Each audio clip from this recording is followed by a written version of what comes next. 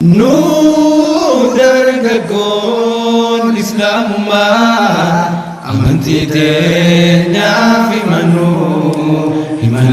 himannu maqaa malee jecha gochaan hin fakkaanne haa fakkaannu. Daraan jireenyaa hunda rawaatiin tarii biyyaata kanuu mudulle garootu injifatamuun kabanuu isaan injifachuu dadhabnulle isaan jechamii gochaa nurraatti hojjachaa jiraachuun nuuf hin galle kanaafuu gochii keenya hundumaa hingabu jaraan garaagarummaa. Nu dargaggoonni diin islaamaa kun waan keenya ta'uusaa haa hubannu barachuudhaaf barsiisuu irratti ogummaa qabnuun isaa hirmaannu yeroo keessa jirru fayyadamne waan gaarii hundaan haa wal dorgomnu. Diin islaamaa seera rabbii guddaa kan jiru milkii ganda hundaa.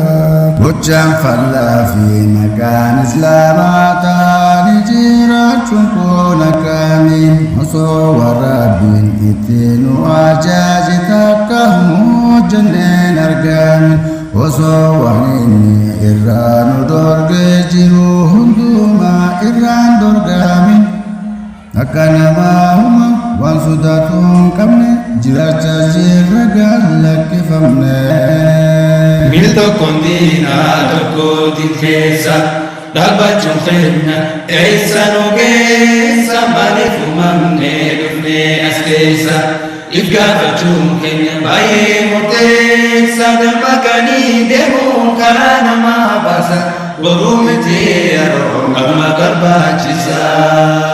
Barbaachisummaa diinii islaamaa kanaa warreen hubatee sadarata qeessaa fi gubbaan tolaanii jechiisanii gocha wajjin taa'e takka irratti wal dorgoman hundinuu dhiiraa fi dhalaanis bakka takka diiniin jiraachuu gammachuu isaanii dintuu kanuudha balaan isaanii. Nu dargaggoon islaamummaa amantii teenyaaf himannu maqaa malee jecha gochaan hin fakkaanne haa fakkaannu. Hundi biraa fi dalaan diin kana akka nam tokkootti firra laalaa akkaataan jiru yeroo mana keenya keessa jirru fi baanee alaa halluun jireenya jaraa fakkaata mogam jireenya islaam magaalaa mallattoon jireenya keenyarraa mul'atu halaalumee akkaan fakkaatu.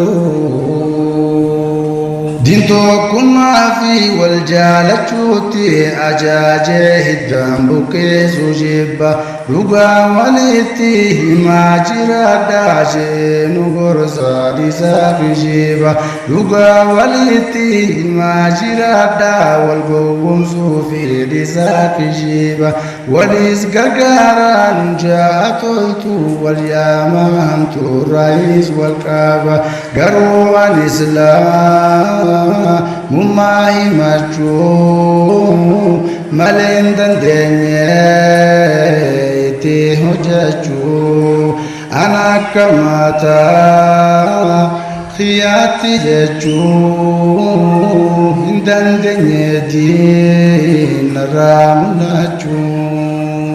Nu dargaggoon islaamummaa amantii teenyaaf himannu maqaa malee jecha gochaan hin fakkaanne haa fakkaannu.